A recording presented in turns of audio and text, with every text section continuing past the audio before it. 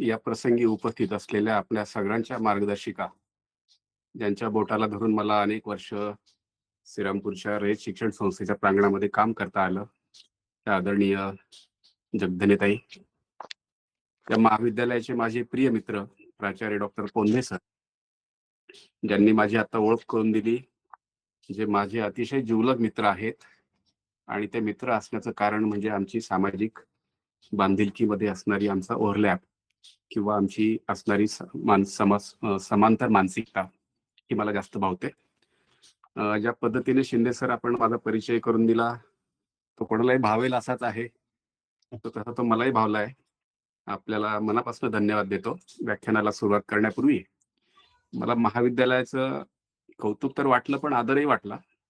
मी विज्ञानाचा विद्यार्थी आहे आणि पाहतोय की अतिशय समृद्ध ज्ञानाची परंपरा असलेल्या, श्रेष्ठ परंपरा असलेल्या या भारत भूमीमध्ये जे वेद निर्माण झाले आणि ते निर्माण होताना त्याचं जो मेकॅनिझम होता, जे स्ट्रक्चर होतं किंवा ज्या पद्धतीने तयार झाले, तर त्याच्यामध्ये संवाद आहेत. सगळे विद्यार्थी शिक्षकांचे संवाद जास्तीचे आहेत, तसे शिक्षक शिक्षकांचे संवाद आहेत आणि इतर तज्ज्ञ यांचेही संवाद आहेत, ऋषीमुनींचे संवाद त्यामध्ये आहेत.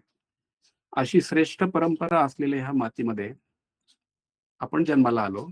हे एक वास्तव एका बाजूला आहे आणि आज 2000 किंवा 21व्या शतकामध्ये आपण एकमेकाला या तंत्रज्ञानाच्या साहाय्याने भेटतो आहोत, एकमेकाशी संवाद साधण्याचा प्रयत्न करत आहोत, या तंत्रज्ञानाचा वापर करत आहोत. हा जो सगळा प्रवास आहे, हा प्रवास करताना सध्याची सामाजिक परिस्थिती आणि या देशासमोर, आपल्या समाजासमोर असलेले विविध प्रश्न, तर त्यातला एक प्रश्न माझ्या मनामध्ये नेहमी रुंजी घालत असतो आणि त्या प्रश्नावर मला असं वाटतं की मी विद्यार्थ्यांशी तर नेहमीच माझ्या व्यासपीठाचा वापर करत आलो आणि त्यांना वैज्ञानिक दृष्टिकोन, वैज्ञानिक तत्वज्ञान, वैज्ञानिक कार्यपद्धती यावरती जमेल तेवढा संवाद मी करण्याचा प्रयत्न केला आणि मला असं वाटतं की माझ्या विद्यार्थ्यांना त्यामध्ये खूप आनंदही लाभला. पण त्याही पेक्षा महत्वाचं, जसं ही परंपरा ज्ञानाची आपल्याकडे 2000 वर्ष आणि त्याच्या आधी होती, तदनंतर त्यामध्ये खूप मोठा खंड पडला. पण त्याच वेळेला जेव्हा आपल्याकडे छत्रपती शिवाजी महाराज स्वातंत्र्याची लढाई लढत होते, सामाजिक आणि राजकीय स्वातंत्र्याची लढाई लढत होते, त्यावेळेला युरोपमध्ये वैज्ञानिक क्रांती होत होती. आणि ती क्रांती होत असताना म्हणजे गेली साधारणतः 800 वर्ष युरोपच्या त्या सगळ्या संस्था, म्हणजे तिथली ती विद्यापीठ आता 800 वर्ष जुनी झालेली आहेत, 800-900 वर्ष जुनी झालेली आहेत. आणि त्यांनी ही जी कार्यपद्धती आहे की एकत्र यायचं, तिथे ज्या अकॅडमीज आहेत त्या दर आठवड्याला एकत्र येतात, त्यांच्यामध्ये खूप मोठे संवाद होतात, चर्चा होतात आणि त्यातून विज्ञान पुढे जातं, ज्ञान पुढे जातं आणि ज्ञानाची निर्मिती होते. तर अशी श्रेष्ठ परंपरा ती आपल्याकडे खूपच ती आता म्हणजे जे वैभव होतं एक प्रकारे ते लयाला गेलं असं दिसतंय खरं तर, अशी भीती मला वाटते. पण आपलं महाविद्यालय ही परंपरा सांभाळते आहे, जोपासते आहे, विद्यार्थ्यांना त्यामध्ये सहभागी करून घेते आहे. याबद्दल मला आनंद तर आहेच, पण त्यासाठी मी एक समाजाचा घटक म्हणून, या देशाचा नागरिक म्हणून आपणा सर्वांशी कृतज्ञ आहे. मी माझ्या विषयाला सुरुवात करतो. खरं तर या विषयावर मी बोलणं थोडं स्वाभाविकच आहे म्हटलं तर. तसं थोडंसं धाडसही करतो एक प्रकारे. मी रसायनशास्त्राचा विद्यार्थी आहे आणि त्यामुळे विद्यार्थ्यांशी अर्थातच मला रसायनशास्त्र शिकवताना विज्ञानाचं तत्वज्ञान मला थोडं बहुत माहिती असणं गरजेचंच आहे आणि त्यामुळे वैज्ञानिक दृष्टिकोन माहिती असणं हा जास्त गरजेचा आहे. पण त्याही पेक्षा आपल्या प्रत्येकाच्या मनामध्ये एक प्रश्न बऱ्याचदा येत असतो, बऱ्याच वेळेला येत असतो. तो म्हणजे माझ्या समाजाच्या आणि माझ्या राष्ट्राचे प्रश्न काय आहेत? तर काही साधे प्रश्न की आपल्याला आपल्या भारतासारख्या देशामध्ये आता सध्या लोकसंख्येचा प्रश्न आहे, भ्रष्टाचाराचा प्रश्न आहे, काही राजकीय प्रश्न आहेत आणि हे प्रश्न आपल्या देशाच्या प्रगतीला मारत आहेत. आपल्या प्रत्येकाला असं वाटतं, कधी ना कधी हे प्रश्न आपल्या मनात येत असतात. पण ह्याच्या जोडीला माझ्या मनामध्ये याच्यापेक्षा वेगळा एक प्रश्न नेहमी येत राहिला, तो म्हणजे की आपलं वैज्ञानिक दृष्टिकोनाकडे किंवा त्याप्रती असलेलं मागासलेपण, असं मला वाटतं. मी धाडसाचा हा शब्द वापरतो. मी आताच कौतुक केलं आपल्या परंपरेचं, खरं म्हणजे अतिशय श्रेष्ठ ज्ञानाची परंपरा आपली राहिलेली आहे आणि असं असूनही गेल्या 2000 वर्षामध्ये ही ज्ञानाची परंपरा आपली खरं तर म्हणजे वैज्ञानिक क्रांती कुठे व्हायला पाहिजे होती, तर ती आपल्या देशामध्ये व्हायला पाहिजे होती. जर आपण एवढं आपली संस्कृती म्हणतो, आपण ज्ञान परंपरा म्हणतो. आपल्याकडे वेद होते, आपली संस्कृत भाषेमध्ये आज खूप सारं ज्ञान होतं. एका बाजूला हे सगळं वास्तव आहे आणि आता 21व्या शतकामध्ये आपण जाताना मी एक छोटंसं उदाहरण आपल्याकडे साठी कोट करतो आता. दक्षिण कोरिया नावाचा छोटासा देश आहे. एक 50 वर्षापूर्वी म्हणजे आपल्या महाराष्ट्रापेक्षा त्याचं क्षेत्रफळ कमी आहे, दक्षिण कोरिया आणि उत्तर कोरियाचं. साधारणतः 50 वर्षापूर्वी ह्या देशाची परिस्थिती अशी होती, की म्हणजे त्यांच्याकडे ज्ञानाची परंपरा तर लांबच राहिलं खरं म्हणजे. आज बघा तुमच्या प्रत्येकाच्या घरामध्ये, माझ्या घरामध्ये टीव्ही, फ्रीज, रस्त्यावर असलेल्या सगळ्या गाड्या, आपल्या हातात असलेले मोबाईल हे मॅक्झिमम दक्षिण कोरियाचे आहेत. म्हणजे आता माझा मोबाईल जे कुठला आहे मोबाईल? सॅमसंगचा मोबाईल आहे. बघा एसी असतील, तर हे सगळं तंत्रज्ञान त्या देशाने गेल्या 50 वर्षात निर्माण केलं. पण त्याचं लॉजिक काय मला ते तुम्हाला सांगायचं आहे. साधारणतः 50-60 वर्षापूर्वी अमेरिकेला 1960च्या दशकामध्ये अमेरिकेला त्या चीनच्या समुद्रामध्ये कोणीतरी एक पार्टनर हवा होता, राजकीय पार्टनर हवा होता. त्यांनी शेक हँड केलं दक्षिण कोरियाशी. त्यांनी त्या राज्यकर्त्यांना सांगितलं, की आम्हाला तुमच्याशी मैत्री हवी आहे. आम्ही तुमच्यासाठी काही मदत करू इच्छितो आणि त्या बदल्यात तुम्ही आम्हाला तुमच्यासोबत तिथे काम करू द्या. म्हणजे तिथे राजकीय तळ असतील, सामरिक तळ असतील, ते आम्हाला हवे आहेत. तर त्यासाठी तुम्ही तुमचा रुकार द्या. दक्षिण कोरियाने त्याला मान्यता दिली. पण त्या राज्यकर्त्यांचं शहाणपण बघा विद्यार्थ्यांनो आणि माझ्या मित्रांनो. आपण खरं तर इथे अनेक ज्येष्ठ ज्ञानी श्रोते असू शकतील यामध्ये. तर दक्षिण कोरियाच्या त्या राज्यकर्त्यांनी सांगितलं, की आम्हाला पैसा नको. आम्हाला काही साधन सामुग्री नको. आम्हाला तुम्ही फक्त एकच द्या, की आमच्या देशाची शिक्षण व्यवस्था ही अशी तयार करून द्या, की ज्यातून एक समृद्ध नागरिक घडेल. ती वैज्ञानिक दृष्टिकोनाला पोषक असेल आणि त्यातून आम्ही नवनिर्माण करू. काय दूरदृष्टी आहे त्या नागरिकांची. आणि आज आपण बघतो फक्त 50 वर्षामध्ये किती आर्थिक सुबत्ता त्या देशाने त्यांच्यासाठी निर्माण केली. तेव्हा मला माझ्या मनामध्ये प्रश्न निर्माण होतो, की आर्थिक सुबत्ता माझ्या देशाने निर्माण करायला पाहिजे. कारण आमची ज्ञान परंपरा श्रेष्ठ होती. मग त्यामुळे मी शिंदे सरांना सहज म्हटलं, की मला हा विषय बोलायला आवडेल.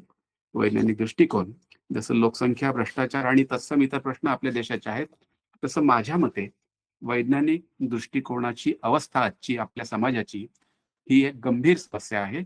आणि म्हणून या समस्येला हात घालण्याचा आणि आपणाशी ती जोडून घेण्याचा, आपणाशी संवाद साधण्याचा मी कालपासून प्रयत्न आपणाशी करतो आहे. एक 2-3 उदाहरणं सुरुवातीला मला मोह होतो ती घ्यायची. साधारण 2000 वर्षापूर्वी सॉक्रेटिसला विषाचा प्याला प्यावा लागला. कारण काय होतं, तर सॉक्रेटिसने ज्ञानाचीच परंपरा आहे. त्याने जगामध्ये पहिल्यांदा ही सुरुवात केली. म्हणजे तेव्हाच्या आधुनिक जगामध्ये. ती भारतीय संस्कृतीमध्ये होती मित्रांनो. प्रश्न विचारणं आणि उत्तर देणं ही परंपरा होती. पण युरोपियन समाजामध्ये त्याने पहिल्यांदा ती प्रथा निर्माण केली. शिक्षणामध्ये प्रश्न विचारण्याला परवानगी नव्हती. आणि आजही आपल्या भारतीय शिक्षणाची किंवा आपल्या शिक्षणाची काय अवस्था आहे, ते प्रत्येकाने शिक्षक म्हणून स्वतःला प्रश्न विचारायला हरकत नाही. खरं तर मला त्याचं फार वाईट वाटतं. तर सॉक्रेटिसने त्या ठिकाणी ही प्रथा निर्माण केली आणि ती प्रस्थापित केली. त्याने सरळ विद्यार्थ्यांना चॅलेंज केलं, की तुम्ही मला कुठलाही प्रश्न विचारा. मला त्याचं उत्तर देता येईल किंवा देता येणार नाही. पण मी त्याचं उत्तर शोधण्याचा प्रामाणिक प्रयत्न करेन. आणि ती प्रश्नोत्तरांची व्यवस्था त्याने निर्माण केली. त्याला प्लेटो, अरिस्टॉटल सारखे शिष्य लाभले आणि संपूर्ण युरोपाचा पाया तिथे घातला गेला. आणि तिथून ज्यावेळेला आपण स्वातंत्र्याची लढाई शिवाजी महाराज आणि लढत होते, ज्यावेळेला आपल्याकडे आपले सगळे संत सामाजिक लढाई लढत होते, त्यावेळेला युरोपातला समाज हा भौतिक प्रगती करत होता. पण तो तशी का करत होता, तर त्याचा पाया ह्या ज्ञानाच्या पद्धतीने घातला गेलेला होता. आणि त्यांनी स्वतःला बदललं. त्यांच्याकडे वैज्ञानिक दृष्टिकोनाला समृद्ध करण्याचा एक दृष्टिकोन होता. ती एक नीती होती आणि त्याचा वापर त्यांनी केला. आणि म्हणून जी विद्यापीठं 2000 वर्षापूर्वी आपल्याकडे साधारणतः 2 डझन तरी विद्यापीठं होती. पाकिस्तानमधल्या नालंदा विद्यापीठापासून त्याच्या पलीकडे तक्षशिला आणि अगदी आपण आंध्र प्रदेशापर्यंत येतो. साधारणतः 1 डझनभर विद्यापीठ, विक्रमशिला विद्यापीठ, तुम्हाला ती नावं सगळी याला मिळतील. किती श्रेष्ठ परंपरा होती. 633 मध्ये युएनएच संघ आपल्याकडे येतो आणि तो केवळ किती जीवावर उदार होऊन येतो, ते पुस्तक वाचता आपण, साळुंखे सरांनी लिहिलेलं. आणि तो इथले 500 ते 600 ग्रंथ संस्कृत मधले त्याच्या भाषेत भाषांतरित करून चीनला घेऊन जातो. काय ज्ञानाचं म्हणजे आकर्षण आहे त्या तरुणाला. आपलं अख्खं आयुष्य तो पणाला लावून देतो. खरं म्हणजे माझा मुद्दा असा आहे की सॉक्रेटिसने ही पद्धती निर्माण केली म्हणून तत्कालीन समाजाने, तिथल्या व्यवस्थेने त्याला ते बंद करायला सांगितलं. त्याने सांगितलं की मी सत्याचा मार्ग सोडणार नाही. तेव्हा त्याला शिक्षा देण्यात आली. त्याला विषाचा प्याला त्याच्यापुढे देण्यात आला. त्याने तो स्वीकारला आणि त्याने आपलं प्राणार्पण केलं. मध्यंतरीच्या काळामध्ये 1000 वर्षांनी, पुन्हा 1200-1500 वर्षांनी ब्रुनो येतो. त्याच्याही आधी कोपर्निकस येतो आणि तो असा सिद्धांत मांडतो की सूर्य पृथ्वीभोवती फिरत नाही, तर पृथ्वी सूर्याभोवती फिरते आणि जे तत्कालीन चर्चच्या नेतृत्वाला मान्य झालं नाही.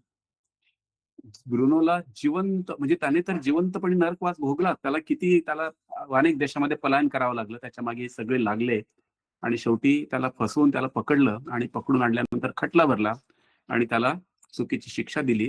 कारण त्याने चर्चने जे सांगितलं होतं की त्याने आव्हान दिलं एक प्रकारे, किंवा त्याने नाकारलं. चर्चने सांगितलं होतं की पृथ्वी ही केंद्रस्थानी आहे विश्वाच्या, आणि त्याने ते नाकारलं आणि त्याला जिवंत जाळलं, अक्षरशः जिवंत जाळलं. असे असंख्य उदाहरणं आहेत विज्ञानाच्या इतिहासामध्ये आणि सामाजिक इतिहासामध्ये. त्याच्यानंतर गॅलिलिओ येतो मित्रांनो. गॅलिलिओ हा जेव्हा पहिल्यांदा दुर्बीण आली, आणि म्हणजे गॅलिलिओच्या आयुष्यामध्ये दुर्बिणीचा शोध लागला त्याच्यात, आणि तो त्या दुर्बीण ज्याने शोध लावला त्याच्याकडे गेला, त्याच्याकडनं ते तंत्रज्ञान शिकलं आणि त्याने अतिशय चांगल्या लेन्सेस तयार करून स्वतः नवी मोठी दुर्बीण बनवली. आणि पहिल्यांदा त्याने मानवजातीच्या इतिहासामध्ये पहिल्यांदा गुरुग्रहाचे चंद्र हे गुरुभोवती फिरतात हे बघितलं आणि जगाला सांगितलं.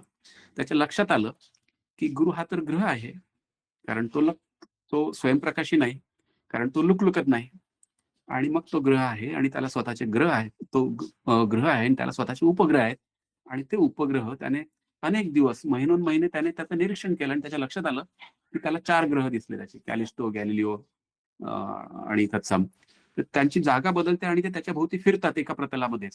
आणि त्याच्या लक्षात आलं की विश्वाचा, सृष्टीचा नियम काय आहे. त्यामध्ये ग्रह आहेत, तारे आहेत. ताऱ्यांभोवती ग्रह फिरतात आणि ग्रहांभोवती उपग्रह फिरतात. हे त्याने प्रतिपादन केलं. आणि तसं त्याने केल्यामुळे पुन्हा त्याच्या मित्रांनी त्याला सांगितलं की आता तुला चर्चचं बोलावणं येईल, आणि ते आलं. चर्चचं लागलीच बोलावणं आलं. आणि त्याच्या मित्रांनी त्याला सांगितलं की सॉक्रेटिस हा सत्याच्या मार्गावर चालणारा होता. ब्रुनोने सुद्धा चर्चचं ऐकलं नाही. तोही सत्याच्या मार्गाने चालणारा होता. पण आमचा सल्ला तुला असा आहे की ज्यांना सत्यच कळत नाही, अशा मूर्ख लोकांच्या हातून मरण्यापेक्षा तू त्यांची क्षमा माग. त्यांचा आदेश असा असतो की गुडघे टेकवायचे आणि म्हणायचं की मी जे प्रतिपादन केलं होतं ते मी मागे घेतो. ते प्रतिपादन चुकीचं होतं. तुम्ही म्हणता तेच खरं आहे, चर्च म्हणते तेच खरं आहे. आणि तो राजी होतो. कारण ते त्याला आव्हान करतात त्याचे मित्र की यांच्या मूर्खांच्या हातून मरण्यापेक्षा तू जिवंत राहून निदान अजून काही ज्ञानामध्ये भर घालू शकशील, काही प्रयोग करू शकशील जे मानवजातीच्या कल्याणासाठी उपयोगात येतील. आणि तो जातो त्या चर्च समोर, तिथे तो गुडघे टेकतो आणि तिथे तो त्यांची माफी मागतो. त्यांना म्हणतो की मी जे प्रतिपादन केलं होतं की पृथ्वी सूर्याभोवती फिरते, हे विधान मी मागे घेतो. तुमचं म्हणणं मी मान्य करतो, स्वीकारतो की सूर्य पृथ्वीभोवती फिरतो. पृथ्वी ही केंद्रस्थानी आहे आणि मी जे विधान केलं त्याबद्दल मी आपली क्षमा मागतो, असं गुडघे टेकून तो म्हणतो. आणि तसं म्हटल्यानंतर तसंच पाठ न करता मागे यायचं असतं. पण हे मागे येताना तो स्वतःशी एक वाक्य पुटपुटलाय. फार जगप्रसिद्ध ते वाक्य आहे. तो असं म्हणतो की तुम्ही काही म्हटलात, स्वतःच्या मनाशी बोलतोय हा, हे स्वगत म्हणतोय. तुम्ही काही म्हटलात आणि कोणी काही म्हटलं आणि मी काही म्हटलं, त्याने सत्य बदलत नाही. त्याने सत्य बदलत नाही. तेव्हा विज्ञानाचा जो प्रवास आहे तो हा सत्यावर आधारित आहे. पुढचं एक उदाहरण मी तुम्हाला देतो आणि आपल्या विषयाला मी सुरुवात करतो. शेवटचं एक उदाहरण देतो की त्याच्यानंतर मग 200 वर्षापूर्वी डार्विन येतो, चार्ल्स डार्विन. त्याला एका जहाजावर, जे जगाला फेरी मारणारं एक जहाज जाणार असतं आणि त्या जहाजावर प्रवास करण्याची संधी तो घेतो. त्याला ते परवानगी देत नाहीत खरं म्हणजे. तो भांडून ते घेतो, खूप आर्जव करतो, विनंती करतो आणि त्याच्यावर तो जातो. आणि जगातला पहिला माणूस असा की त्याच्या लक्षात येतं की ही जी सगळी सृष्टी आहे, तो पक्षी पाहतो, त्यांचे सांगाडे पाहतो, जिवंत पक्षी पाहतो, मेलेले पक्ष्यांचे सांगाडे पाहतो, इतर प्राण्यांचे सगळे अवशेष गोळा करतो, त्यांचे बोन्स गोळा करतो, त्यांचे चित्र रेखाटतो.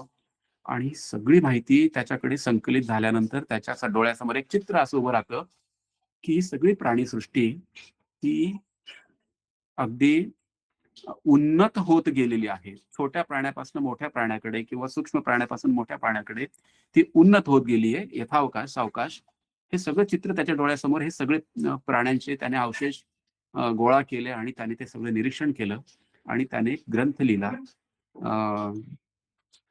त्याचं सिद्धांताचं नाव आपल्याला माहित आहे, इव्होल्युशन, थिअरी ऑफ इव्होल्युशन.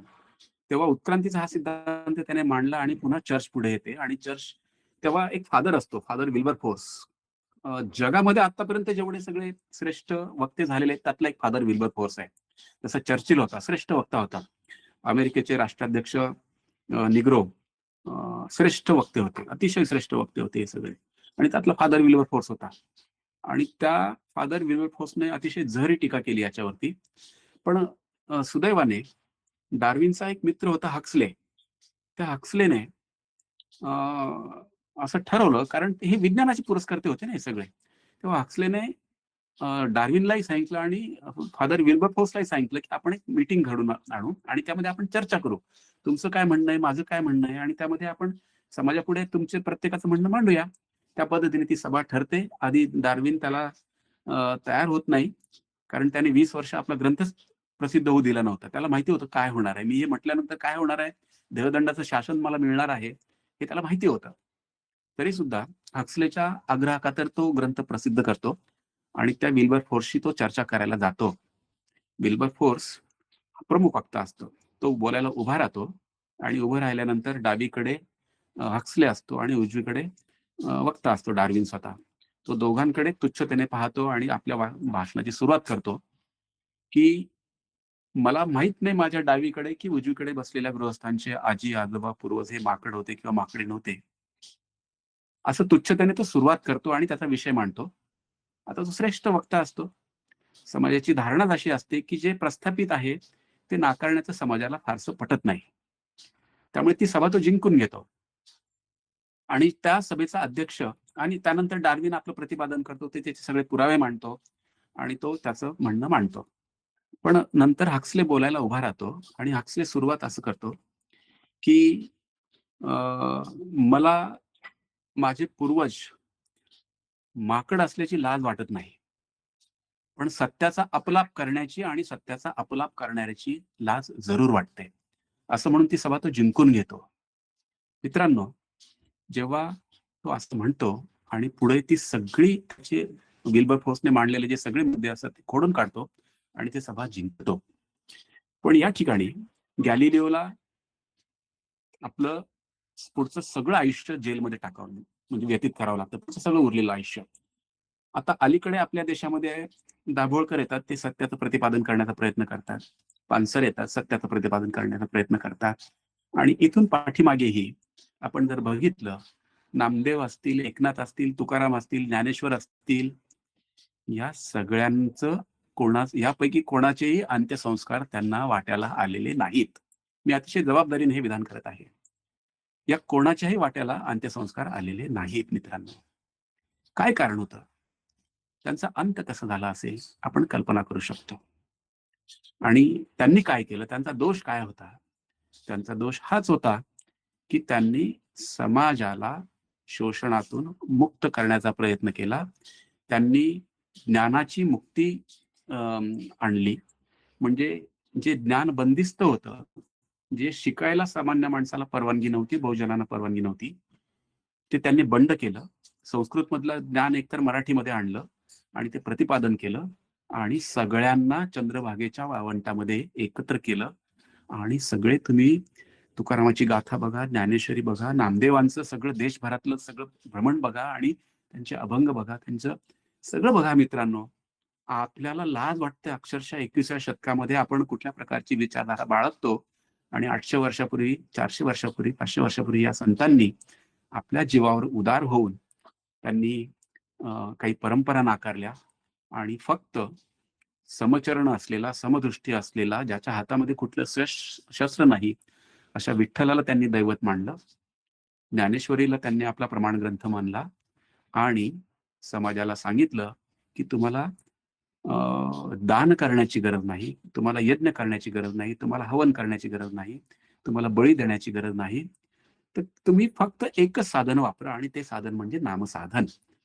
म्हणजे समाज ज्या गुलामगिरीत होता ती मुक्त केली, म्हणून यांना त्याची सगळी शिक्षा भोगावी लागली. आपण आता आपल्या विषयाकडे वळूया. कारण मी ही माझी पूर्वपीठिका करायची मला होती. त्यासाठी थोडा जास्तीचा वेळ गेला असेल तर मी दिलगीर आहे. खरं म्हणजे आपल्या भारतीय राज्यघटनेचं कलम 51 आहे मित्रांनो. त्यामध्ये प्रत्येक नागरिकाचं एक मूलभूत कर्तव्य सांगितलेलं आहे आणि ते आहे वैज्ञानिक दृष्टिकोन, मानवतावाद आणि चिकित्सक वृत्ती विकसित करणं. आता घटनाकारांमध्ये सारेच घटनाकार अगदी श्रेष्ठ होते. पण त्यामध्ये मला 2 नावं विशेषत्वाने घ्यावीशी वाटतात. अर्थातच नन अदर दॅन महामानव बाबासाहेब आंबेडकर आणि अर्थातच या देशाचे भाग्यविधाते पंडित जवाहरलाल नेहरू, पहिले पंतप्रधान. या दोघांचं त्यातला जो रोल आहे, तर पंडित नेहरू हे युरोपात शिकले होते आणि ते आधुनिक विचारसरणीचे होते, पुरोगामी विचारसरणीचे होते अर्थातच.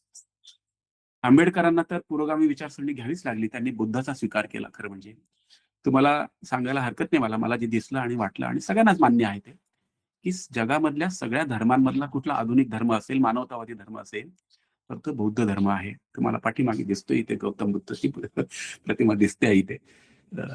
तर आपल्या सगळ्या संतांचं जे आहे, विठ्ठल आहे आणि मधले जे सगळे संत आहेत आणि ही सगळी परंपरा आपली बुद्धाला जाऊन मिळते. आजचा जो विषय आहे, की आपल्या घटनेने ज्या अर्थी वैज्ञानिक दृष्टिकोन, मानवतावाद आणि चिकित्सा कृती विकसित करण्याचं कर्तव्य त्या ठिकाणी आपल्यावर लादलेलं आहे. आणि मग प्रश्न असा निर्माण होतो, की वैज्ञानिक दृष्टिकोन म्हणजे काय? तर वैज्ञानिक दृष्टिकोन म्हणजे काय? प्रयोगशाळेमध्ये पांढरा कोट घालायचं, संशोधन करायचं किंवा प्रयोगशाळा किंवा विमान, यान, संगणक एवढं हे विज्ञान आहेच, नक्कीच आहे. पण हे काय वैज्ञानिक दृष्टिकोन नाहीये मित्रांनो.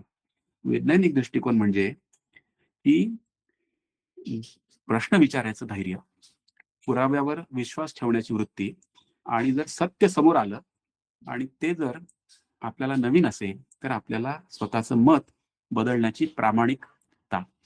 ह्याचा ह्या सगळ्यांचा अंतर्भाव म्हणजे वैज्ञानिक दृष्टिकोन. वैज्ञानिक दृष्टिकोनाचा पहिला प्रश्न असतो बाहेर. प्रत्येक विद्यार्थ्याला तर हे माहितीच पाहिजे. मध्ये एक छोटीशी नाटिका सातारच्या मुलींनी सादर केली होती आपल्या महाविद्यालयामध्ये. 5W1H. विद्यार्थ्यांनो, आपलं सगळं आयुष्य, मानव जातीचं आयुष्य ह्या 5W1H वर आधारलेलं आहे. 5W म्हणजे what, where, when, why, who आणि 1H काय असेल? Anybody can guess? हे सगळे डब्ल्यू वरनं म्हणजे प्रश्नांची परंपरा जी आहे, ज्ञान निर्मितीची परंपरा आहे, ती प्रश्नांमध्ये आहे आणि विज्ञानाची एक व्याख्या पण आहे. ती अशी आहे, की science does not merely provide solutions, but it provides better questions. मानवजातीचा विकास हा प्रश्नांमध्ये आहे आणि प्रश्नांची उत्तर शोधण्यामध्ये आहे. एक प्रश्न संपला, त्याचं उत्तर सापडलं, की दुसरा प्रश्न त्यातून निर्माण होत असतो. तेव्हा 5W1H ही श्रेष्ठ परंपरा प्रत्येक विद्यार्थ्याच्या अंतःकरणामध्ये असली पाहिजे, ती रुजली पाहिजे. तेव्हा वैज्ञानिक दृष्टिकोन हा प्रश्न विचारतो, पुराव्यावर विश्वास ठेवायची वृत्ती निर्माण करतो आणि त्या पद्धतीने स्वतःच्या मनामध्ये किंवा स्वतःच्या विचारामध्ये परिवर्तनही करतो. आपण अनेक गोष्टी परंपरेने करतो.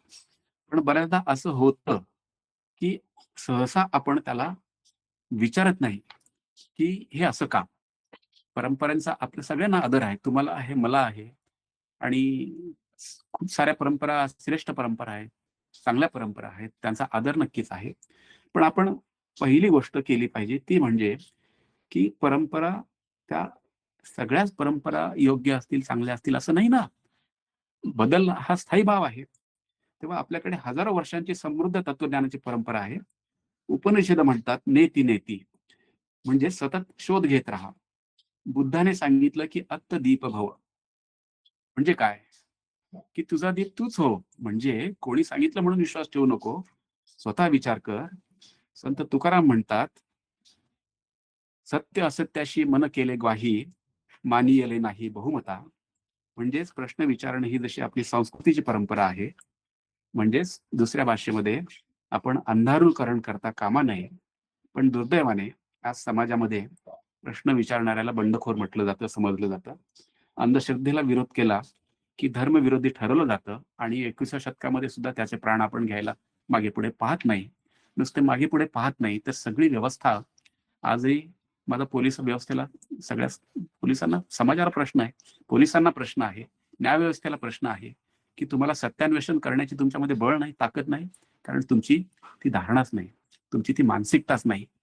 इतके आपण म्हणजे गतानुगतिक झालेलो आहोत, की सत्याला हा प्रश्न आहे ना आपल्या व्यवस्थेत. 21व्या शतकाच्या स्वतंत्र झालेल्या भारतामध्ये, लोकशाहीच्या भारतामध्ये जर आपण आपली श्रेष्ठ संस्कृती आणि परंपरा मानत असू, समजत असू, तर ही बाब लाजिरवाणी आहे की आपण सत्याचा शोध करत नाही, घेत नाहीत, किंबहुना त्याच्यावर पडदा टाकण्याचा प्रयत्न करतो. दुर्दैवाने अंधश्रद्धेला विरोध करणाऱ्यांना धर्मविरोधी ठरवलं जातं आणि जो परंपरेचं परीक्षण करतो. मी एसएचजीएम कॉलेजला होतो साधारणतः 1997ला आणि त्यावेळेला गणपती दूध प्यायला लागले अचानक. माझं कॉलेज सुटलं आणि मी बाहेर आलो. एक किराणा दुकान होतं, तिथे गर्दी होती. मी गेलो तिथे कुतूहलाने आणि तिथे एक गणपतीची पितळेची मूर्ती होती. तो त्याला दूध पाजत होता तो दुकानदार आणि ते दूध त्या दूध त्याने तोंडात टाकलं की ते त्या मूर्तीच्या शरीरावरनं ते असं जात होतं, पण ते ट्रान्सपरंट असल्यामुळे ते काही एका रेषेत जात नव्हतं ना. जेव्हा त्या मूर्तीवर ते दूध टाकलं, त्याच्या तोंडात टाकलं, त्यावेळेला त्या मूर्तीच्या सगळ्या अंगामध्ये ते विभागलं गेलं. अर्थातच ते त्याची व्हिजिबिलिटी कमी झाली, पण खाली ते ताटलीमध्ये ते साठत होतं. मी त्या दुकानदाराला प्रश्न केला की बाबा रे, हे दूध तर खाली साचतंय आणि आपण कसं म्हणू की गणपतीची मूर्ती दूध पिते. तो रागावला माझ्यावर. तो म्हटला की असे प्रश्न विचारायचे नसतात, हे देवाचं काम आहे. एक साधा सोपा छोटासा प्रसंग तुम्हाला मी या ठिकाणी या निमित्ताने सांगितला. तेव्हा प्रत्यक्षात कोणत्याही म्हणजे परंपरेचं परीक्षण केलं की त्याला संस्कृतीद्रोही आपण ठरवून टाकतो एका झटक्यामध्ये. आणि कोणत्याही श्रद्धेचा खरं म्हणजे प्रश्न विचारल्याने श्रद्धेचा अपमान कसा होईल हो? उलट चुकीच्या गोष्टी चालू ठेवल्याने श्रद्धेचा अपमान झाला पाहिजे. हे आपल्याला आकलन जर करून घेता आलं नाही, तर मला असं वाटतं की आपल्या उपनिषदांमध्ये आपण जे मिरवतो की मंडूक उपनिषदामध्ये कुठलं उपनिषद आहे मला आता आठवत नाही. सत्यमेव जयते हे आपल्या उपनिषदांनी जगामधलं हे सर्वश्रेष्ठ एवढं ब्रीद आपल्याला दिलेलं आहे. सत्यमेव जयते आणि आपण त्याला पदोपदी आपण त्याला खरं म्हणजे त्याचा अपमान करत असतो. पुन्हा एकदा संतांकडे येतो आणि मग मी आपल्या विषयाकडे पुन्हा वळतो. ज्ञानेश्वरांनी, नामदेवांनी कर्मकांडा कल्पनेकडचं अध्यात्म मांडलं. तुकारामांनी, कबीरांनी दांभिकतेवर अतिशय मोठे प्रहार केले आणि फुल्यांनी अज्ञान अन्यायाविरुद्ध लेखणी उगारली. आंबेडकरांनी, डॉक्टर बाबासाहेब आंबेडकरांनी विचार स्वातंत्र्याचा दीप प्रज्वलित केला. प्रबोधनकार ठाकरे असतील, साने गुरुजी, आचार्य अत्रे, नरहर कुरुंदकर, कुसुमाग्रज, कबीर, तुकडोजी महाराज, असंख्य नावं घेता येतील आपल्याला. अरे किती श्रेष्ठ परंपरा ही 20व्या शतकातली आपली. हे सगळे विज्ञानवादी होते, वैज्ञानिक विचारसरणीचे होते आणि त्यांनी नाकारलं ना. किती म्हणजे इतक्या कठोर शब्दामध्ये कुसुमाग्रजांनी सगळ्या तिथल्या त्या तिथे जे नाशिकमध्ये हे सगळं चालतं त्याच्यावर कठोर प्रहार केलेले आहेत. आपण वाचा जरा विद्यार्थी मित्रांनो, बघा कुसुमाग्रज काय म्हणतात. तेव्हा साहित्याचं मोठेपण याच्यात आहे की ते आपल्याला अस्वस्थ करतं आणि ते आपल्याला विचारतं की जे काही आपण मानतो ते आपण का मानतो, ज्या परंपरा आपण पाळतो त्या परंपरा खरंच माणसाच्या कल्याणासाठी आहेत. कधी काळी त्या असतीलही कदाचित, पण त्या आज आहेत का तशा त्या? आणि आपण आज श्रद्धा जपतोय की अंधश्रद्धा जपतोय, हे साहित्य आपल्याला मात्र विचारतं किंवा विचारायला उद्युक्त करतं. साहित्याचा उद्देश हा वाद निर्माण करणं हे तर नक्कीच नाहीये, कधीच नाहीये, हे सगळ्यांना माहिती आहे. पण विचार निर्माण करणं हा त्याचा नक्कीच उद्देश आहे आणि त्याही पलीकडे जाऊन वैज्ञानिक दृष्टिकोन हा त्या समाजाचा स्थायी भाव व्हावा, हा महत्वाचा उद्देश साहित्याचा राहिलेला आहे खरं म्हणजे. आणि जेणेकरून एक सुदृढ समाज निर्मिती त्यातून व्हावी. तेव्हा समाजाची प्रगती केवळ विज्ञानाने आणि तंत्रज्ञानाने होते हे अतिशय खोटं आहे. आपण सगळे आज भौतिक सुविधा आणि भौतिक सगळं ज्ञान याचा यथेच्छ लाभ घेतो आहे आपण खरं म्हणजे. आपण मोबाईल वापरतो, आपण गाड्या वापरतो आणि काय नाही सगळं म्हणजे फक्त गेल्या 50-60 वर्षामधल्या ह्या प्रगतीचा आपण खूप मोठा उपभोग घेतो आहोत. पण आपण ज्ञानी असो, तंत्रज्ञानाची प्रगती झाली असेल किंवा आपली विचाराची गुणवत्ता सुधारली असेल, आपण अवकाशात पोहोचलो, आपण एआय विकसित केलं, आपण मोबाईल आणले. पण हे एका बाजूला खरं असलं तरी सुद्धा दुसऱ्या बाजूला आज त्याच समाजामध्ये म्हणजे काय झालंय, त्या सिन्नरला काय घडलं, नाशिकला काय घडलं, हे मी आता त्याचा आज अजिबात निरुक्ती करणार नाहीये त्याची. आणि तुम्ही मानवांचं नुसतं बाया तिथे बुवा हे पुस्तक वाचा किंवा त्यांचा एक YouTubeवरचा व्हिडिओ बघा आणि किती लाजिरवाणं हे सगळं आहे. हे हे अव्याहतपणे चालू आहेत ह्या गोष्टी. हा काय एकटा तो सिन्नरचा एक महाराज नाहीये. अशी तुम्हाला आता इथे बसल्याबरोबर मी बसल्या-बसल्या डझनभर उदाहरणं देऊ शकतो. पण मला आपल्या वेळेच्या मर्यादा पाहून आपल्याला महत्त्वाच्या गोष्टी काही चर्चा करायच्या आहेत. तेव्हा वैज्ञानिक दृष्टिकोनाकडे येताना म्हणजे आजच्या समाजामध्ये अंधश्रद्धांचा तर कहरच आहे खरं म्हणजे आणि तिथे प्राणार्पण करावं लागतं तिथे दाभोळकरांना सत्याचं प्रतिपादन केलं म्हणून किंवा आपल्याच धर्मामधला सुधारणावादी करायचं असेल तर तुम्हाला प्राणाची आहुती द्यावी लागते किंवा जातीय पूर्वग्रह असतील, अफवा असतील, वैज्ञानिक अज्ञान असेल, तर हे सगळं दुसऱ्या बाजूला आपल्या समाजामध्ये दिसतं. हा विरोधाभास आपल्याला दिसतो. आपण खूप मोठ्या प्रमाणात विज्ञानाचा लाभ घेतोय आणि त्याच वेळेला आपण अवैज्ञानिक आचरण करतोय. हा विरोधाभास वैज्ञानिक दृष्टिकोनाच्या बद्दल एक आपल्याला म्हटलं पाहिजे, की वैज्ञानिक दृष्टिकोन म्हणजे संशय घेणं अजिबात नाही मित्रांनो. तर म्हणजे विज्ञानामध्ये कधी-कधी असं एखाद्याला वाटतंय, की विज्ञानातला एक सकारात्मक संशय असतो. तो वैज्ञानिक संशय घेत असतो. हे खरंच आहे का? का तो पुन्हा-पुन्हा प्रयोग करतो आणि त्याचं सत्य प्रस्थापित करतो. पण मुळात याचा अर्थ असा आहे, की वैज्ञानिक दृष्टिकोन म्हणजे संशय घेणं नव्हे, तर सत्याची पडताळणी करणं, असा त्याचा अर्थ आहे आणि ती सवय आपल्याला लागली पाहिजे.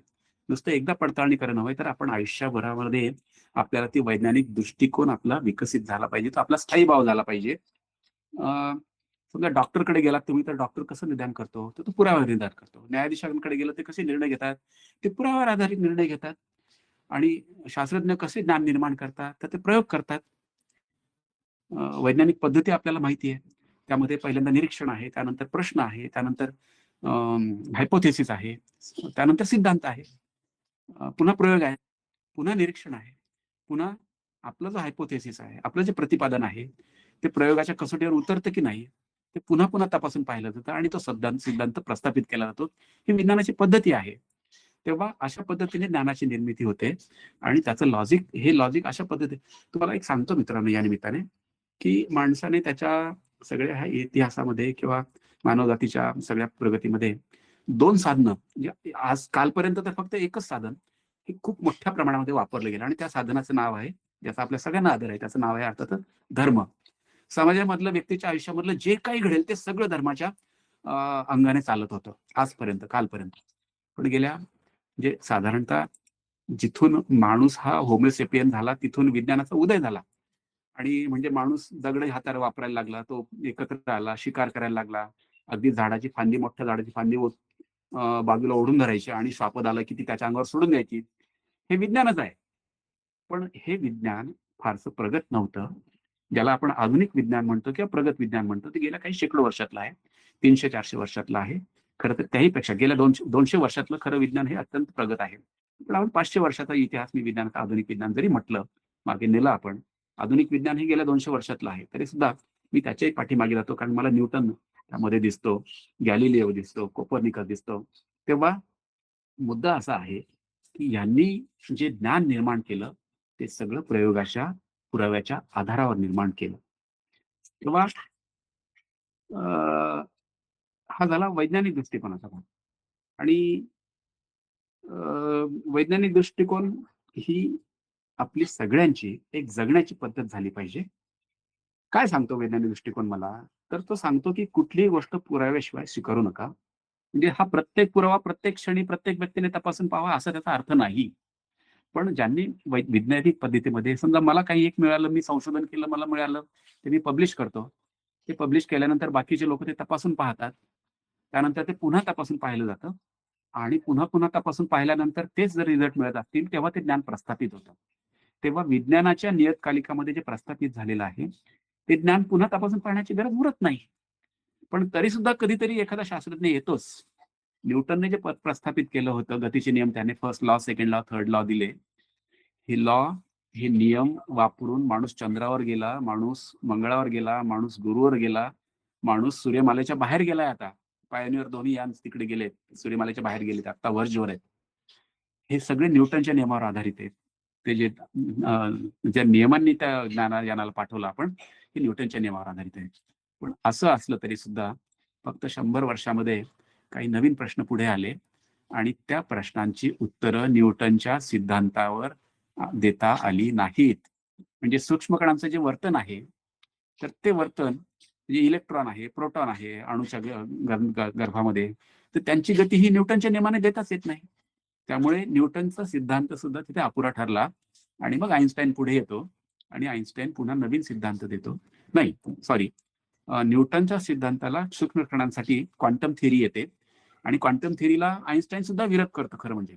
पण आईन्स्टाईनने दुसरं मोठं जागतिक काम करून ठेवलंय, मानवजातीवर उपकार करून ठेवले, की खूप वैश्विक संस्थांकडे जेव्हा पाहतो आपण, म्हणजे ताऱ्यांच्याकडे पाहतो आपण, आकाशगंगांकडे पाहतो आणि सूर्याच्या आपल्या प्रकाशाच्या वेगाने जाणाऱ्या वस्तूंकडे जेव्हा पाहतो, अशा वैश्विक परिप्रेक्ष्यामध्ये येणाऱ्या घटना आणि गोष्टींकडे जेव्हा पाहतो, तर त्याचंही वर्तन आपल्याला, त्याचंही कारण मीमांसा न्यूटनच्या सिद्धांताने करता येत नाही. मग तो सिद्धांत कोणी मांडला? की तो सिद्धांत ज्याला आपण सापेक्षता सिद्धांत मानतो, तो आईन्स्टाईनने मांडला. म्हणजे न्यूटनचा सिद्धांत हा प्रस्थापित झालेला होता, तो आपण स्वीकारलाही. त्याच्यावर आधारित आपण यान पाठवतो चंद्रावर, भारताने यान पाठवलं चंद्रावर, मंगळावर. पण असं असलं तरी त्याच्यामध्येही सुधारणा आईन्स्टाईनला करावी लागली आणि आपल्याला सापेक्षता सिद्धांत काही ठराविक ठिकाणी आपल्याला तो वापरावा लागतो. मी फार त्याच्या डिटेलमध्ये जात नाही या ठिकाणी, कारण मला बाकीचे मुद्दे कव्हर करायचे. तेव्हा वैज्ञानिक पद्धतीमध्ये एकाच व्यक्तीने निर्माण केलेलं ज्ञान, एका काळामध्ये निर्माण केलेलं ज्ञान हे अंतिम ज्ञान नसतं. त्यामध्ये सुधारणेला वाव असतो. का वाव असतो? तर वैज्ञानिक पद्धतीचा आणि वैज्ञानिक ज्ञानाचा प्रवास हा एका विशिष्ट दिशेने असतो, तो सत्याच्या दिशेने असतो. आणि म्हणून धर्म नावाचं साधन ज्याने मानव जातीला आपल्या ताब्यात ठेवलं, मानव जातीवर प्रचंड मोठं त्याचं प्राबल्य राहिलं, तरी सुद्धा त्या साधनाला डावलून आपल्याला दुसरं साधन निर्माण करावं लागलं. आणि ते साधन गेल्या फक्त 200 वर्षामध्ये इतक्या झपाट्याने, वेगाने, प्रचंड वेगाने पुढे आलं, की ज्याच्याशिवाय तुमचं माझं दैनंदिन जीवन पुढे जाऊ शकत नाही. तेव्हा मित्रांनो, प्रश्न विचारायला घाबरू नका. नवीन पुरावे मिळाले तर स्वतःची मतही बदलायला घाबरू नका आणि एक सुदृढ वैज्ञानिक दृष्टिकोन असलेला नागरिक म्हणून स्वतःला घडवायला तुम्ही मागे पुढे अजिबात पाहू नका. की म्हणजे वैज्ञानिक दृष्टिकोनाचं एवढं विवेचन केल्यानंतर आणि आपण श्रद्धाळू असतो, तेव्हा काही जण विचारतात, की मग वैज्ञानिक दृष्टिकोन स्वीकारणं म्हणजे देवाला नाकारणं आहे का? तर माझं मत आहे की अजिबात नाही. वैज्ञानिक दृष्टिकोन हा देवाचा शत्रू नाही, तो श्रद्धेचा शत्रू नाही. वैज्ञानिक दृष्टिकोन हा सत्याचा अनुयायी आहे. हे जास्त महत्वाचं आहे. तेव्हा तो प्रश्न विचारायला बंदी घालणाऱ्या विचारांचा शत्रू आहे. स्पिनोझा एक विचारवंत होता. आइन्स्टाईनचं एक वाक्य, जगप्रसिद्ध वाक्य आहे. तो म्हणतो की God do not play dice. म्हणजे क्वांटम थिअरीला विरोध करण्यासाठी त्याने हे वाक्य वापरलं आणि सगळ्या परमेश्वरवाद्यांनी किंवा धर्मवाद्यांनी ते वाक्य उचलून धरलं. पण आईन्स्टाईनने त्याचं नंतर निराकरण केलं. तो म्हटला की मी देव हा शब्द अशा अर्थाने वापरला की मला स्पिनोझाचा देव मान्य आहे. स्पिनोझा हा विचारवंत असता, खूप मोठा विचारवंत होता. आणि तो असं म्हटला की स्पिनोझाचा देव म्हणजे काय? तर स्पिनोझा म्हणतो, देव म्हणजे संपूर्ण विश्व, देव म्हणजे निसर्ग आणि देव म्हणजे त्याचे नियम. हा साधा स्पिनोझाचा देव आहे. आणि आता या निमित्ताने मला एक तुमच्याशी गोष्ट शेअर करायला आवडेल, की स्पिनोझाचा नियम वापरणारी म्हणजे समाजामधली जी माणसं आहेत, अमेरिका आहे, कॅनडा आहे, त्यानंतर युरोपामधले बहुसंख्य देश आहेत, दक्षिण उत्तर कोरिया आहे, चीन आहे, जपान आहे, इवन पूर्वेचे अनेक सारे देश आहेत. या सगळ्या देशांमध्ये मानवी समूहामध्ये एक सर्वे झाला. मी ऑथेंटिक कदाचित नसेलही, आपण ते तपासूनही पाहू शकता. पण मी जे वाचलं ते तुम्हाला सांगतो, की हे सगळे प्रगत देश आहेत. अतिशय आधुनिक देश आहेत, प्रगत आहेत आणि ती प्रगती त्यांनी विज्ञानाच्या प्रगतीच्या थ्रू साध्य केली. मुद्दा तो नाहीये. मुद्दा हा आहे की त्यांना ते का साध्य झालं? तर त्यांनी वैज्ञानिक दृष्टिकोनाचा स्वीकार केला. तर ह्या सगळ्या देशांमध्ये 21व्या शतकामध्ये साधारणतः 55 ते 90% समाज हा निरीश्वरवादी आहे. त्याला निधर्मितो आहे. म्हणजे त्यांना धर्माची गरज नाही, त्यांना देवाची गरज नाही. मी खूप साऱ्या शास्त्रज्ञांची तुम्हाला नावं सांगू शकतो की त्यांनी परमेश्वराचं, म्हणजे 20व्या शतकातला सगळ्यात श्रेष्ठ शास्त्रज्ञ, कॉस्मॉलॉजिस्ट होता तो खरं म्हणजे. अपंग होता खरं म्हणजे, सगळं त्याला अपंगत्व आलं, पण त्याने आपलं संशोधन सोडलं नाही. त्यानेही म्हटलं होतं आणि इव्हन न्यूटनने म्हटलं होतं की मला परमेश्वर या संकल्पनेची गरज वाटत नाही. जेव्हा न्यूटनने प्रिन्सिपिया ग्रंथ लिहिला आणि फ्रान्सचा कोण होता योद्धा तो, फ्रान्सचा प्रमुख, ज्याने अनेक लढाया लढल्या, तर त्याने त्याला विचारलं, तो प्रिन्सिपिया ग्रंथ त्याला जेव्हा हातात पडला, त्याने न्यूटनला विचारलं की इथे परमेश्वराचं कुठेच अस्तित्व दिसत नाही, तू त्या परमेश्वराचा उल्लेख केलेला नाही. न्यूटनचं उत्तर आहे, मला त्याची आवश्यकता भासली नाही. तेव्हा वैज्ञानिक दृष्टिकोन हा परमेश्वर स्वीकारणं नाकारणं ह्या बाबतीतला नाहीये, तो सत्याच्या अन्वेषी आहे, सत्याचा विचार करणारा आहे. तेव्हा स्पिनोजाचा देव आहे, तो म्हणजे देव म्हणजे संपूर्ण विश्व, निसर्ग आणि त्याचे नियम. तेव्हा सत्याचा शोध घेणं ही सुद्धा एक प्रकारची मित्रांनो आध्यात्मिक प्रक्रिया आहे. प्रगत समाज म्हणजे काय? समजा दोन समाज आहेत, तर एका समाजातले लोक आहेत ते असं म्हणतात की पूर्वीपासून जे चालत आहे तेच बरोबर आहे, आणि दुसऱ्या समाजातले जे लोक म्हणतायत की जे पूर्वीपासून चालत आहे ठीक आहे, पण ते आजही योग्य आहे का, तर ते आपण तपासून पाहूया.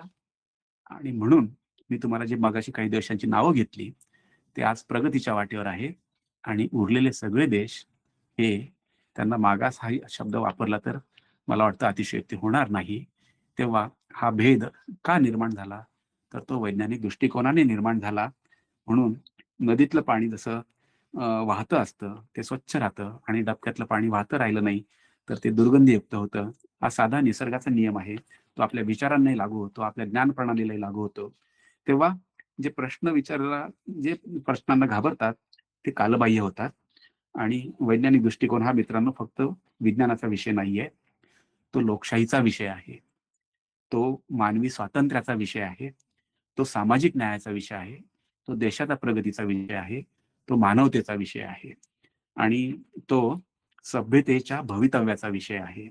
कारण ज्या समाजात प्रश्न विचारले जातात तिथे संशोधन होतं, जिथे संशोधन होतं तिथे प्रगती होते, जिथे प्रगती होते तिथे माणूस भीतीमधून मुक्त होतो.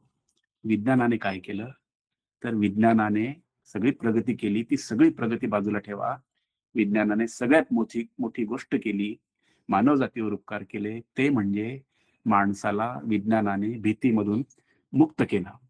तेव्हा विज्ञानाने समाजाला काय दिलं, तर मानवी मुक्ती दिली.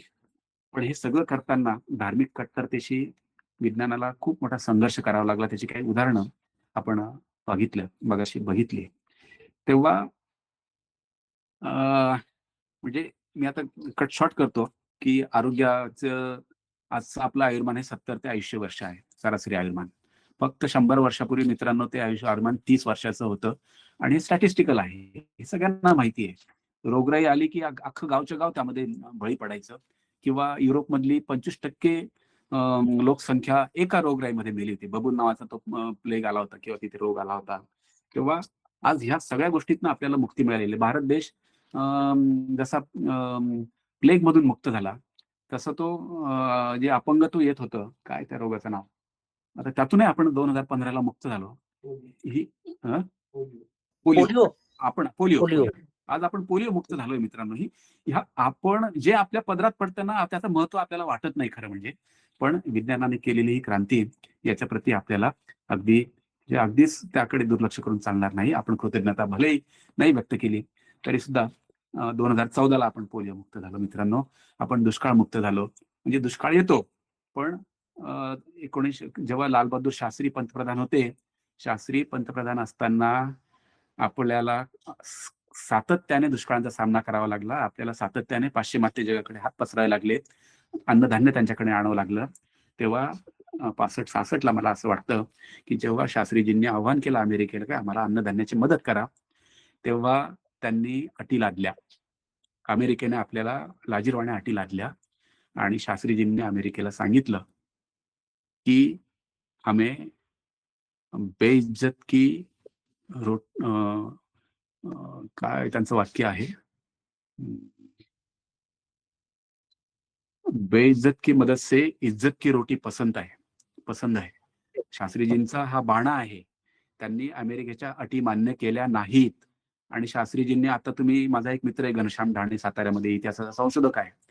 तो जेव्हा म्हणजे शिवाजी महाराज कुठल्या मार्गाने गेले आणि आले आग्र्याला, तर त्याच्या सगळ्या रस्ता त्याने पायी प्रवास केला आणि तो अभ्यास केला आणि त्याच्या लक्षात आलं बिहारमधल्या काही बुजुर्ग लोकांशी चर्चा करताना त्याने सांगितलं की ते बुधवारचा उपवास करतात.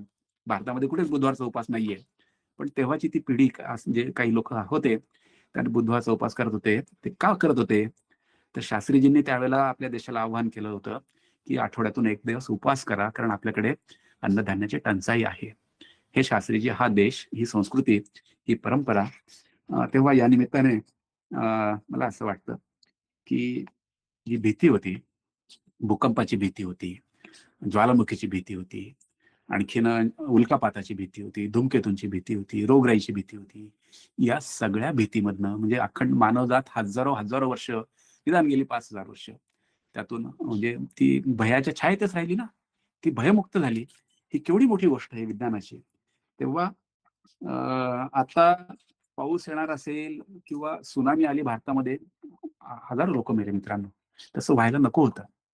आपल्या व्यवस्थेचं ते मागासलेपण आहे असं माझं स्वच्छ मत आहे. जगामध्ये अशा घटना घडलेल्या त्या फक्त भारतामध्ये घडलेली नव्हती तशी घटना.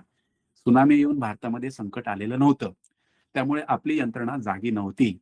पण तिने ते जागं होणं अपेक्षित असतं. का ती जागी नव्हती? तर आपला वैज्ञानिक दृष्टिकोनाचा असलेला मागासलेपणा. आपण ते तसे सजग नव्हतो मित्रांनो. ती घडू शकेल ना कधीतरी, आपल्याकडेही घडू शकेल, का नाही? आणि ते घडलं. पण आज जर कुठे जगामध्ये सुनामी आली तर आपण ते लवकर प्रिडिक्ट करू शकतो आणि जगाला सांगू शकतो. एखादं धरण फुटलं तर ते जगाच्या दुसऱ्या कोण्यापर्यंत लगेच सांगू शकतो. ही विज्ञानाची प्रगती आहे. तेव्हा आपण आता साहित्य या विषयाकडे थोडंसं येऊया, की बऱ्याचदा आपल्या भारतीय परंपरेमध्ये असा समज करून दिला जातो की वैज्ञानिक दृष्टिकोन हा पाश्चात्य परंपरा आहे, पाश्चात्य विचार आहे आणि तो आपल्या संस्कृतीच्या विरोधात आहे, तो आपल्या धर्माच्या विरोधात आहे. आणि हे खरंच आहे. माझ्याही ते अनुभवावर आधारित ते आहेच. पण मला वाटतं हा इतिहासाचा आणि आपल्या परंपरांचा बाबतचा मोठा गैरसमज आहे.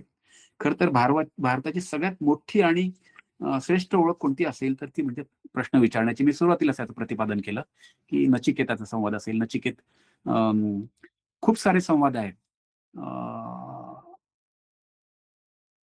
कस्त्वं कुतो आगतः किम गंतव्यम, हे जे मूलगामी प्रश्न आहेत की मी माणूस कुठून आला, तो मेल्यानंतर काय होतं, हे प्रश्न पहिल्यांदा मानवी संस्कृतीमध्ये भारतीय संस्कृतीला पडलेले आहेत, भारतीय मनाला पडलेले आहेत. श्रेष्ठ अतिशय प्रश्न विचारलेले आहेत आणि त्याची उत्तर सुद्धा देण्याचं काम फक्त आणि फक्त विज्ञानच करत आहे. खरं म्हणजे की का माझं काय, त्याच्यावर आपण नंतर स्वतंत्र एक व्याख्यान घेऊ. पण तेव्हा भारताची ही जी प्रश्न विचारण्याची परंपरा आहे आणि आज जर कोणी म्हणत असेल की पूर्वजांनी प्रश्न विचारले नसते तर उपनिषद जन्मालाच आली नसती आणि गौतम बुद्ध जन्मालाच आले नसते मित्रांनो, आणि संत परंपरा निर्माण झाली नसती. त्यामुळे ज्ञानेश्वर, एकनाथ, नामदेव, तुकाराम, चोखामेळा, कबीर, फुले, आंबेडकर आणि खूप सारे आहेत.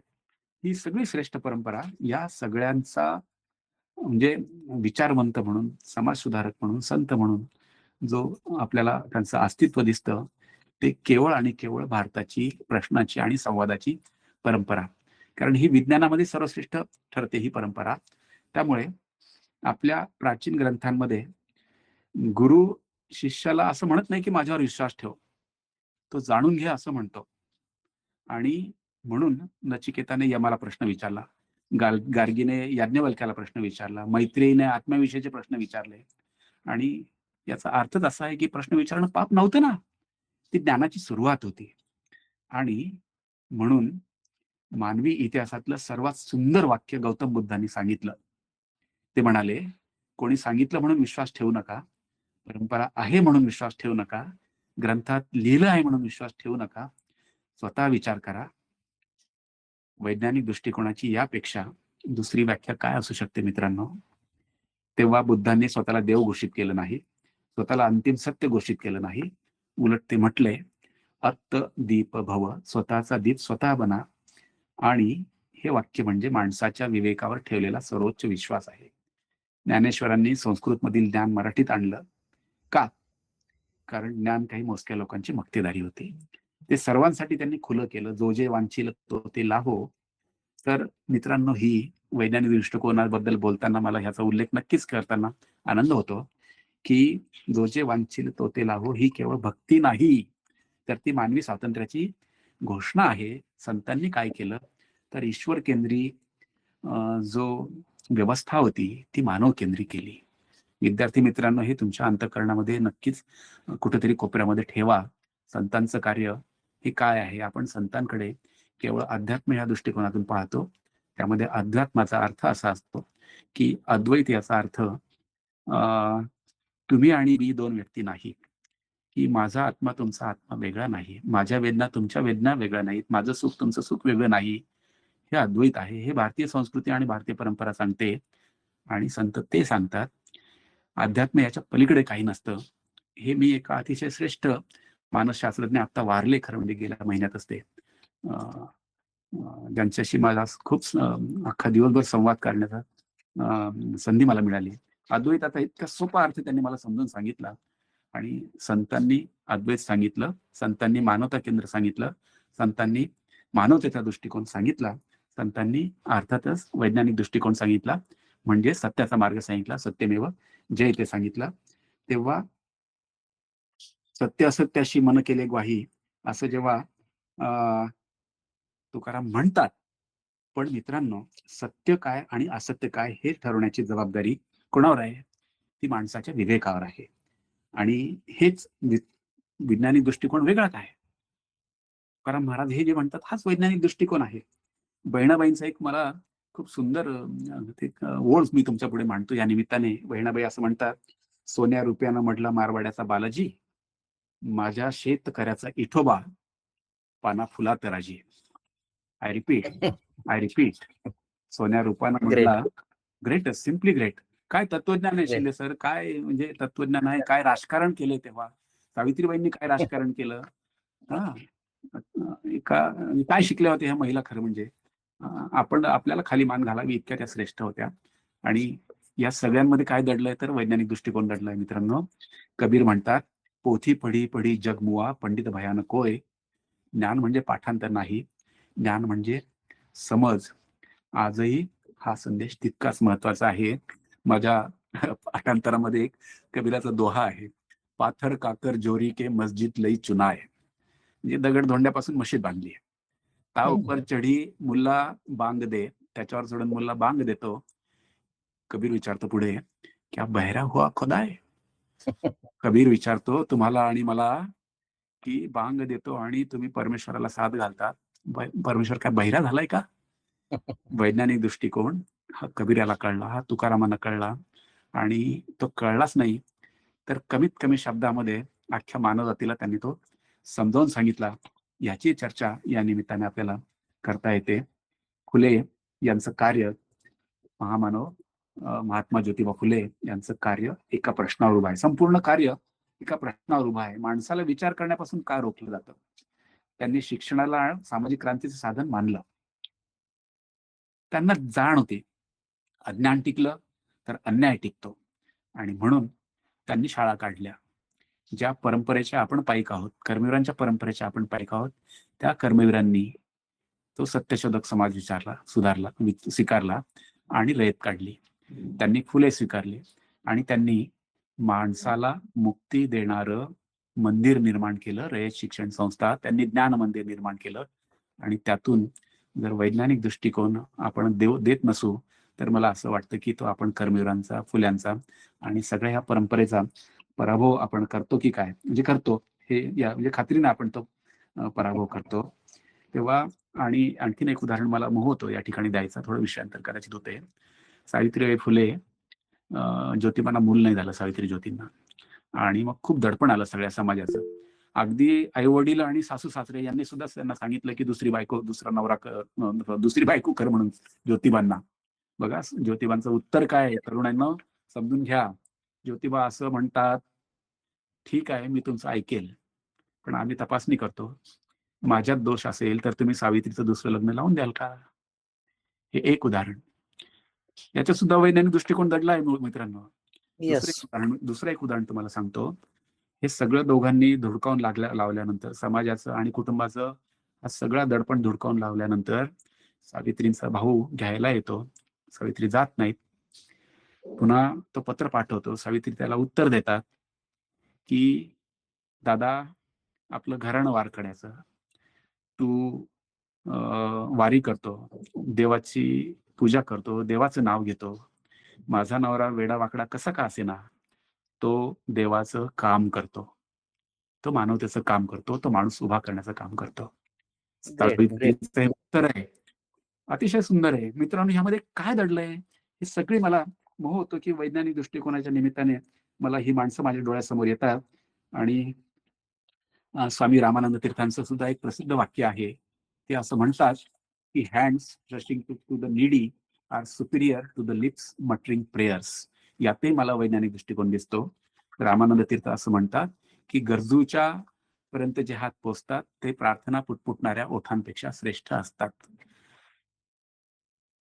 बघा, म्हणजे मी धर्म, विज्ञान, समाज या सगळ्यांना एकत्र करणारा जो बाब आहे त्याची काही उदाहरणं आपल्या समोर ठेवण्याचा प्रयत्न करतोय. तर साहित्याची खरी भूमिका मित्रांनो, की साहित्य माणसाला आराम देत नाही, ते माणसाला अस्वस्थ करतं, ते प्रश्न विचारतं, ते विचार करायला भाग पाडतं. त्यामुळे नामदेव, ज्ञानेश्वर, तुकाराम, फुले, आंबेडकर, कुरुंदकर, कुसुमाग्रज, शाम मानव, दाभोळकर, नारळीकर, पु ल देशपांडे या प्रत्येकाने आपापल्या पद्धतीने आपल्याला समाजाला आरसा दाखवण्याचा प्रयत्न केला. समाजाला आरसा दाखवायचं तर ह्याचाही उरलेल्या समाजाला म्हणजे तसं अभिजानांना राग आला ना, धर्माच्या ठेकेदारांना रागच आला ना. त्यांनी एक प्रकारे समाजद्रोहीच ठरवलं या सगळ्यांना. खरं तर हे खरं समाजप्रेम आहे. आरसा दाखवणं हे खरं समाजप्रेम आहे. खरं काय आणि खोटं काय, चांगलं काय आणि वाईट काय, परंपराच योग्य कुठली, अयोग्य कुठली, हा आरसा जेव्हा दाखवला जातो त्याला समाजद्रोही म्हणून हिणवलं जातं. तेव्हा मित्रांनो, परंपरा जपायची की बदलायची? जे अन्यायकारक आहे ते बदलच पाहिजे.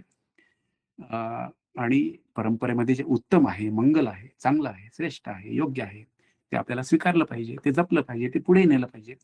तेव्हा परंपरेचं आंधळ समर्थन धोकादायक आहे आणि परंपरेचा तिरस्कार सुद्धा धोकेदायक आहे. प्रश्न असा असला पाहिजे की ही परंपरा मानवी प्रतिष्ठा, स्वातंत्र्य, न्याय वाढवत आहे का? जर उत्तर हो असेल तर ती जपा, जर उत्तर नाही असेल तर ती बदला. म्हणून भारताची परंपरा प्रश्न विचारण्याची आहे, भारताची परंपरा विवेकाची आहे, भारताची परंपरा संवादाची आहे, भारताची परंपरा ज्ञानाची आहे.